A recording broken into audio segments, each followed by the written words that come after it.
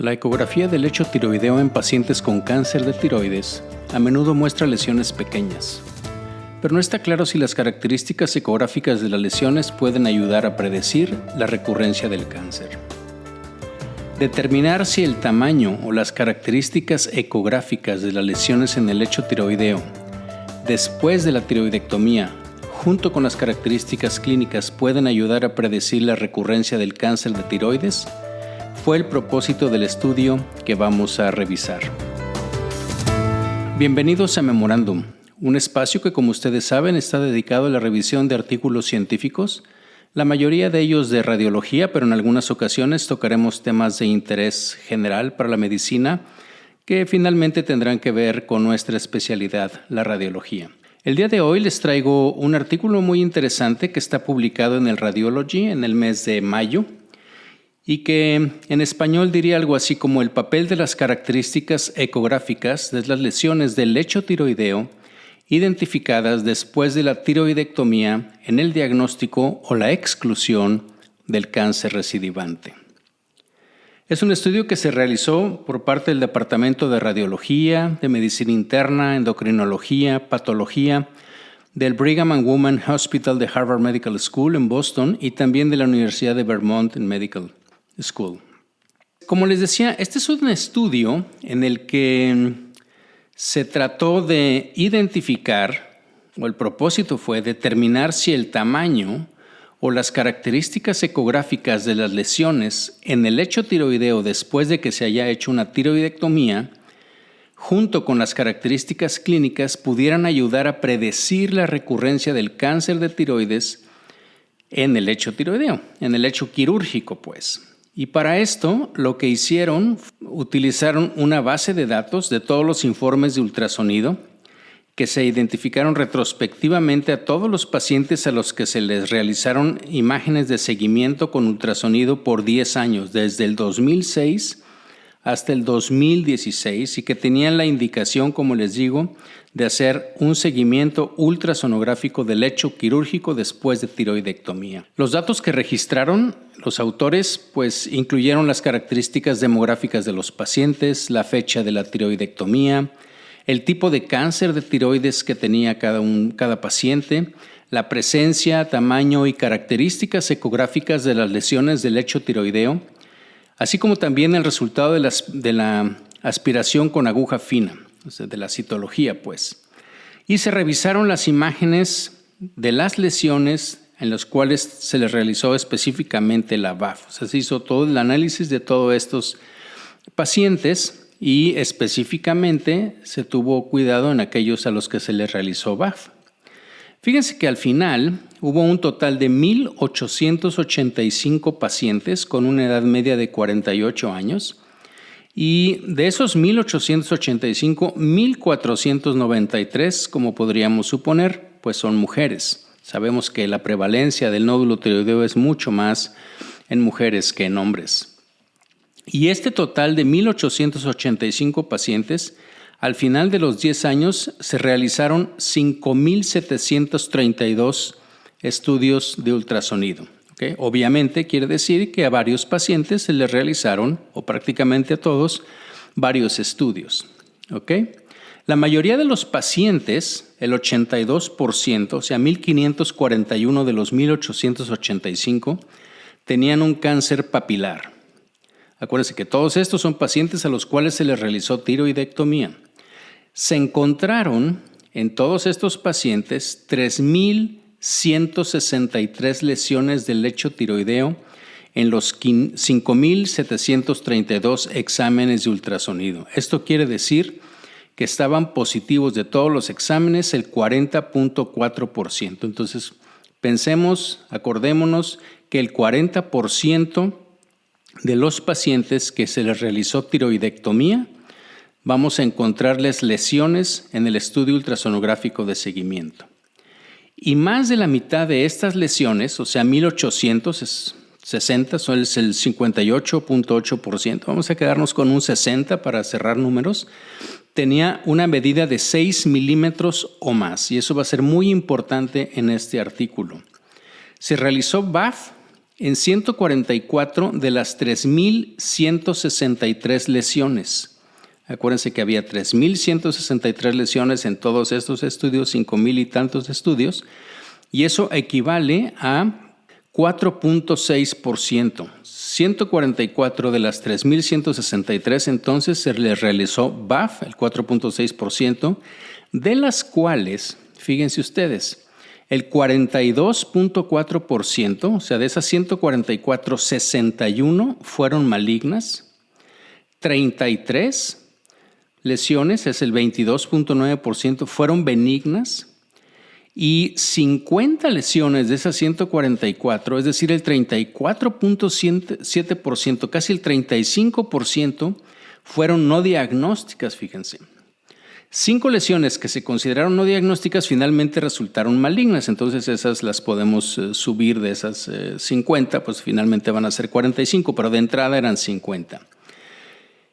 Ahora bien, fíjense que solo la presencia de ecogenicidades puntiformes, ¿sí? Puntata, en la lesión, que eso se presentó en 28 de 61 lesiones malignas. ¿Se acuerdan que había 61 lesiones? Bueno, en 28 de ellas tenían estas ecogenicidades puntiformes. Eso equivale al 45.9%.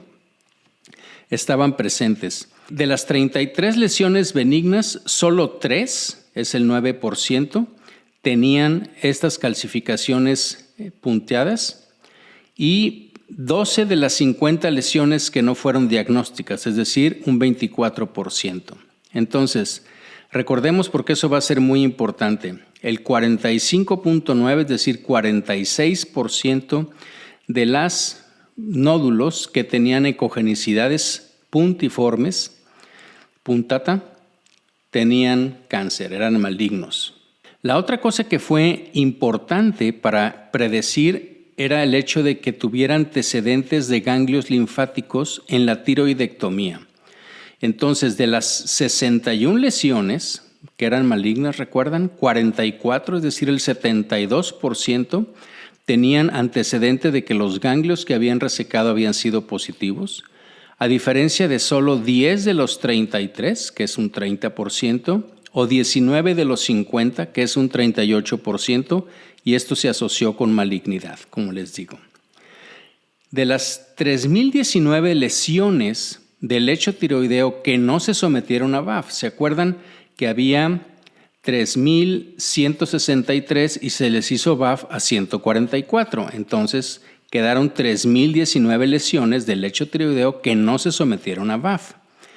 Bueno, 3 fueron malignas y 2.248, fíjense, no mostraron crecimiento en la ecografía de seguimiento entre 6 meses y 10 años, y por lo tanto se presumió que eran benignas. 2.248, ¿ok?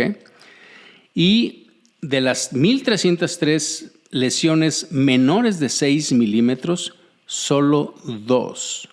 0.2% eran malignas.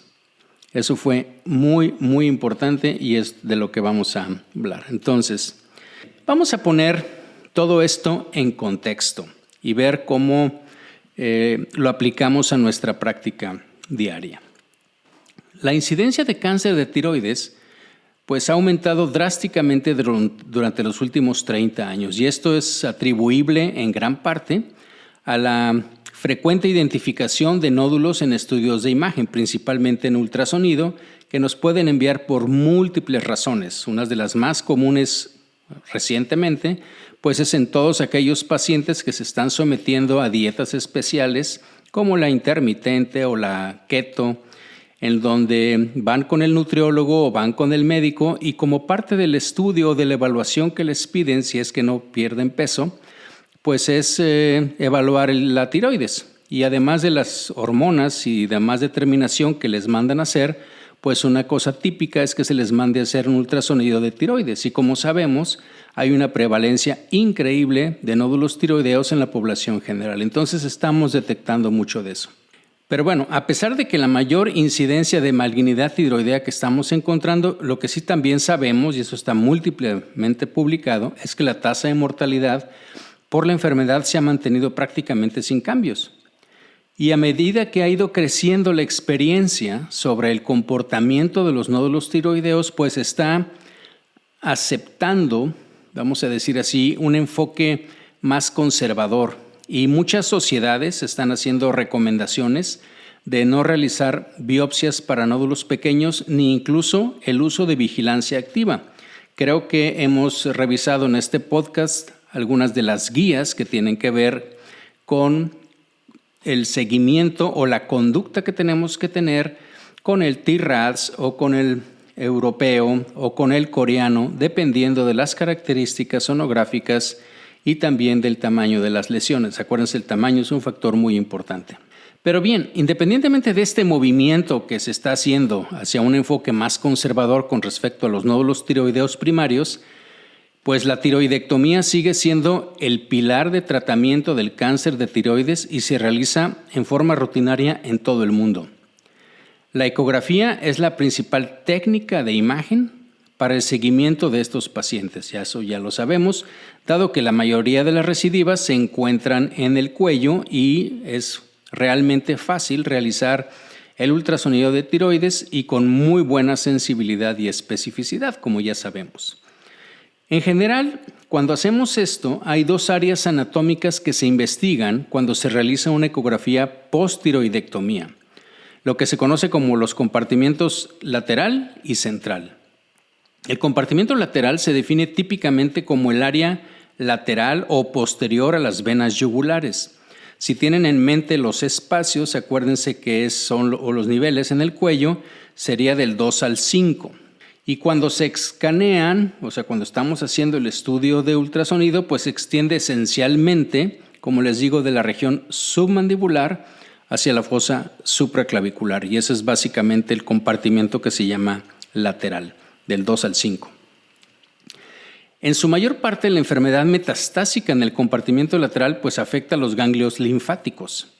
Y aunque los ganglios en ese sitio pueden ser prominentes por múltiples razones en el cuello, existen características que están bien establecidas que permiten diferenciar con bastante especificidad los ganglios reactivos de los metastásicos. Hay características que ya sabemos, no es el propósito de ahorita de revisarlas, pero que tienen que ver con la ecogenicidad, con los bordes, con la altura, con el Doppler, etc. Varias características que nosotros pueden ayudarnos a diferenciar entre si es un ganglio reactivo o si es un ganglio metastásico.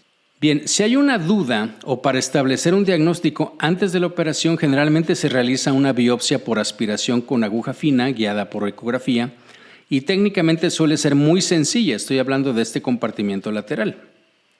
Pero por otro lado, la evaluación diagnóstica del compartimiento central es más difícil, es más desafiante, porque estaríamos de acuerdo en que la biopsia por aspiración con aguja fina es más difícil en esta zona del compartimiento que en el compartimiento lateral, que es mucho más accesible. ¿Por qué?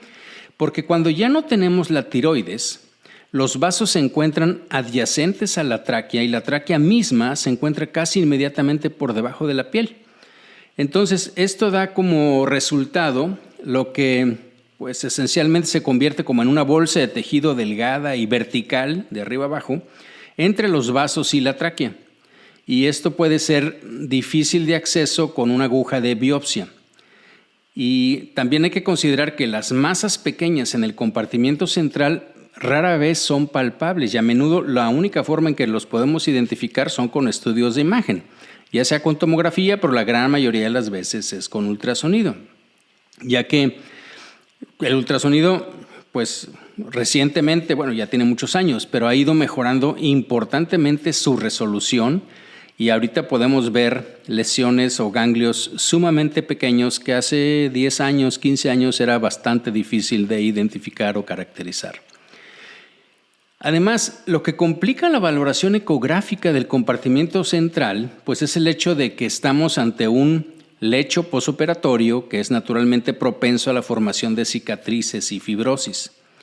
Y esto a menudo se manifiesta como un engrosamiento y heterogeneidad del patrón ecográfico de fondo que vemos en las imágenes y en algunos casos áreas alternas en forma de bandas lineales, de ecogenicidades de alto y bajo nivel y todo lo cual puede contribuir a la aparente formación o aparición de pequeños nódulos. O sea, todo esto finalmente pues es granulomas también que se van formando.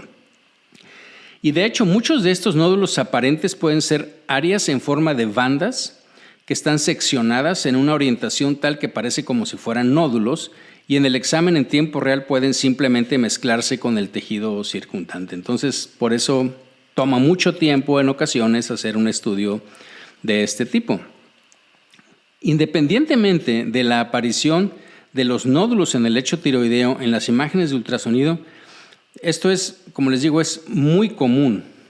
Y en el estudio que estamos viendo, pues como les mencioné, estuvo presente en el 55% de las imágenes. En 3.163 de 5.732 mostraron uno o más de estos nódulos, la mayoría de los cuales pues eran benignos.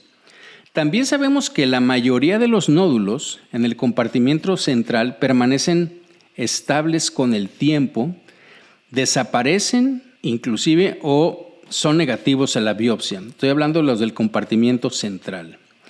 De manera similar a lo que está declarado por Freitas, que son los autores, la principal autor de este estudio, la biopsia de las lesiones del lecho tiroideo es a menudo técnicamente difícil y los resultados pueden no ser diagnósticos, mucho más que lo que normalmente estamos acostumbrados a con los nódulos tiroideos. Entonces, sí está reportado que las biopsias, la sensibilidad, la especificidad de las mismas de las BAF en el compartimento central es mucho menor que en los compartimentos laterales y de los dos que con respecto a lo que es las biopsias, las BAF de los nódulos tiroideos cuando tenemos los nódulos dentro de la glándula tiroidea. Entonces los autores encontraron, fíjense que, como les decía, el 34.7%, el 35% de los nódulos del lecho a los que se les realizó la biopsia tenían resultados no diagnósticos.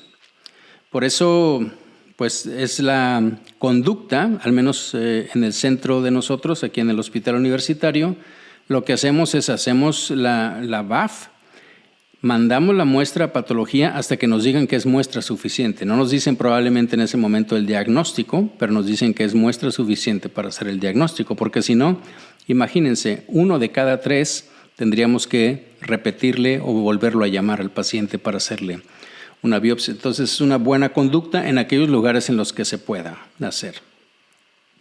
Ahora bien, la literatura existente sobre los nódulos del lecho tiroideo es muy contradictoria y no proporciona una orientación concreta sobre cuáles son las características que nos podrían ayudar. Algunos estudios han sugerido que ciertas características de los nódulos pueden usarse para predecir malignidad, incluida, ya sabemos que si son hipoecoicos, la vascularidad, los márgenes irregulares, la presencia de microcalcificaciones, focos ecogénicos y que fueran más altos que anchos. Todos ellos, como sabemos, los hemos estudiado y algunos de estos tienen mayor probabilidad de ser malignos o reactivos, dependiendo de las características que tengan. Pero en este es un caso muy especial, porque no estamos hablando de un ganglio que estamos encontrando, sino estamos hablando de aquellos ganglios en un paciente que tiene tiroidectomía y en el lecho quirúrgico.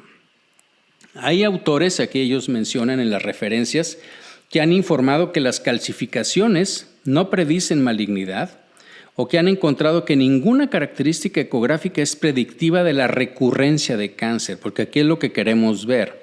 Si ciertas características nos dicen, ¿sabes qué? Aquí va a recurrir el cáncer y por lo tanto o lo mandamos a operar o le hacemos un seguimiento activo.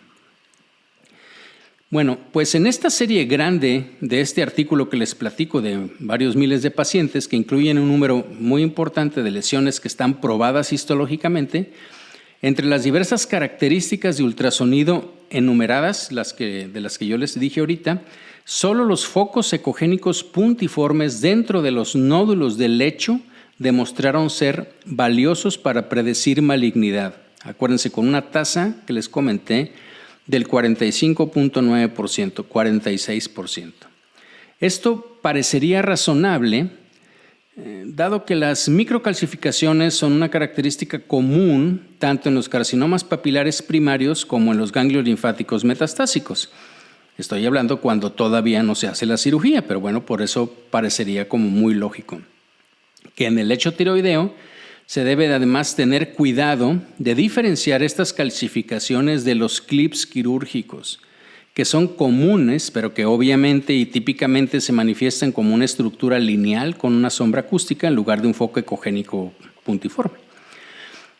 Pero lo que complica aún más esto es el hecho de que los clips pues también pueden estar asociados con granulomas ahí circundantes y que se manifestarán ecográficamente como nódulos hipoecoicos reales y que deben de, en este momento, pues si están asociados con el clip, pues debemos considerarlos como benignos. Ahora bien, dada la falta de estudios integrales, donde combinen todas las cosas, la frecuencia de aparición de nódulos en el lecho quirúrgico y el costo asociado con su evaluación, pues yo creo que el estudio de Freitas, de esta autora, es oportuno, que estamos viendo, y que los hallazgos se pueden aplicar fácilmente a la práctica diaria al evaluar a los pacientes después de una tiroidectomía. Seguramente muchos de nosotros hemos estado buscando una evaluación integral como esta para brindar orientación a nuestros colegas y a nuestros pacientes. Es decir, esto que me refiero como evaluación integral podría ser, aunque este no es el caso, de un metaanálisis o un análisis sistemático. Bueno, pero es un estudio, aunque retrospectivo, pero bastante grande y estadísticamente muy bien llevado, y creo que puede orientar bastante sobre lo que tenemos que hacer y la conducta que tenemos que hacer con nuestros pacientes. Fíjense que al discutir esto con los endocrinólogos y cirujanos, generalmente están de acuerdo en que para lesiones pequeñas, como las descritas por debajo de 6 milímetros o incluso un poco más grandes, no habría razón para intervenir, incluso si saben que son malignas, porque ya sabemos que esos pacientes, aún con esas lesiones pequeñas, no va a cambiar ni la longevidad, ni la morbilidad, ni la mortalidad. ¿Ok? Y si lo sometemos a una cirugía, a una segunda cirugía, porque acuérdense que ya tienen tiroidectomía, pues tiene un riesgo mayor de lesión del laringio recurrente y también de las paratiroides. Recuerden que es muy importante y no se muestra mucho lo que tiene que ver con la hipocalcemia secundaria a la tiroidectomía, incluso en lesiones benignas. Por estas razones, la vigilancia activa de las lesiones se ha convertido pues, en algo común. Ya lo vemos, encontramos estas lesiones y vamos a seguirlas. La elección de un umbral de tamaño simple para ignorar esencialmente los nódulos parecería muy razonable y de fácil aplicación, y es lo que hicieron estos autores al analizar sus curvas de ROC, que ya las vimos también en un podcast anterior. ¿Se acuerdan? Ellos lo que hicieron es pusieron todos los datos donde tenían positividad, lo compararon con varios parámetros y lo que encontraron fue básicamente que con lo que más asociaban era con el tamaño. Y entonces, este tipo de situaciones se han hecho recomendaciones similares, por ejemplo, del seguimiento o la conducta que tenemos que tener en lesiones quísticas de ovario para evitar, por ejemplo, informes no concluyentes cuando tenemos lesiones muy pequeñinas, disminuir la ansiedad del paciente y, lo que es más importante, pues eliminar el seguimiento que sea innecesario, porque en esos casos, cuando tenemos una lesión de 2 milímetros o 3 milímetros, un ganglio, si lo vas a querer seguir y le vas a decir que venga dentro de 6 meses, que venga dentro de un año, imagínense que ustedes ahora son ese radiólogo que está recibiendo a ese paciente y que a lo mejor le pudiste haber hecho el estudio hace un año, pero imagínate que no. Entonces ahora tienes que encontrar el nódulo de 2 milímetros que te describió el radiólogo que le hizo el estudio anteriormente. Entonces eso se vuelve muy complicado, se vuelve tedioso, consume tiempo y lo más importante, bueno, desde el punto de vista de los pacientes, es la angustia que tienen los pacientes. Entonces, en términos prácticos, si nosotros tomamos un un punto de corte en cuanto al tamaño, pues también va a disminuir el tiempo de exploración y el tiempo de revisión y de dictado. Todo aquello que sea menos de 6 milímetros ni siquiera lo vamos a dictar. Es lo que ellos sugieren, obviamente. Sería interesante pues, conocer la prevalencia de enfermedades recurrentes a medida que los nódulos aumentan de tamaño. Porque siempre está la pregunta, dices, bueno, claro, pero un nódulo de 2 centímetros, pues en algún momento midió 5 milímetros, claro, así es, totalmente de acuerdo. Pero entonces ese es justamente el punto en donde está el conocimiento de este artículo, por ejemplo, del seguimiento, en donde dices, bueno, yo ya seguí estos pacientes hasta por 10 años y aquellos que en el estudio original tenían menos de 6 milímetros, pues solo el 0.2% tuvieron lesiones, o sea, se convirtieron o eran malignos. Entonces, utilizando los resultados de la biopsia y el seguimiento ecográfico de estos 1,885 pacientes, como les digo, los autores demostraron que su umbral de 5 milímetros o menos proporcionaba una prevalencia casi inexistente de malignidad, el 0.2%. Y sin duda esto se convertirá en parte de nuestra práctica habitual. Claro que sería interesante saber, como les digo, cuál sería el efecto del aumento incremental en un umbral de tamaño. ¿Qué pasa si nosotros hacemos en lugar de 5 o 6 milímetros o qué pasa si tomamos 7? ¿Podría haber un umbral mayor con una incidencia aceptable de cáncer? Que también es una pregunta bastante difícil, ¿no? Aunque los autores observaron múltiples características clínicas y ecográficas en su gran corte de pacientes, la única, como les digo, que pareció ser relevante fue la presencia de enfermedad metastásica en la cirugía. Fuera de lo ecográfico, la otra cosa que fue importante, trascendente, es si ya tenían eso.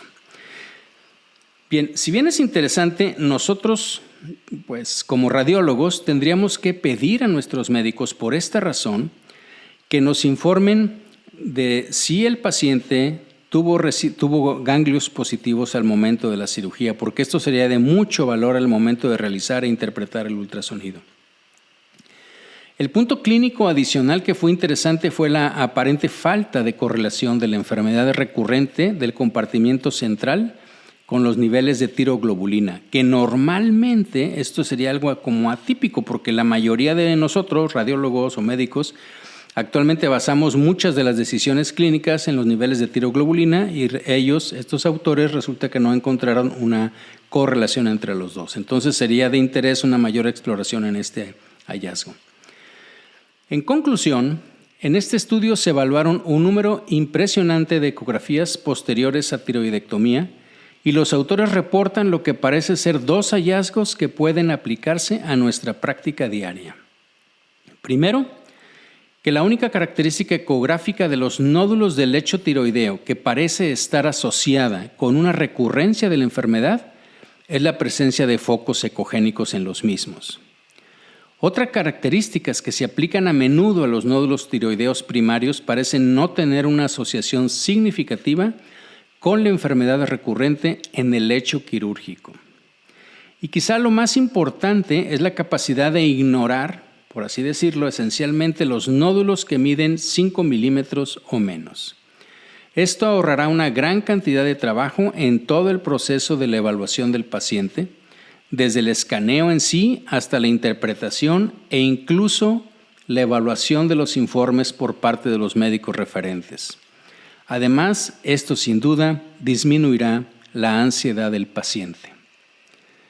Bien, si solo quieres escuchar el resumen de este podcast, te quiero comentar que la ecografía post-tiroidectomía mostró una lesión en el lecho tiroideo en el 40% de los exámenes ecográficos, pero la tasa de malignidad fue extremadamente baja y las lesiones de menos de 6 milímetros tenían un riesgo mínimo de 0.2% de malignidad. Como resultados clave, el 40% de los exámenes de ultrasonido en este estudio, 3.163 de 5.732, mostró lesiones en el lecho tiroideo después de la tiroidectomía. Las lesiones en el lecho tiroideo que contenían ecogenicidades puntiformes tienen una alta asociación con la recurrencia del cáncer, 45.9%. Solo se encontraron en 3 de 33 lesiones benignas, es decir, el 9%, y en 12 de 50 lesiones que no eran diagnósticas, es decir, el 24%.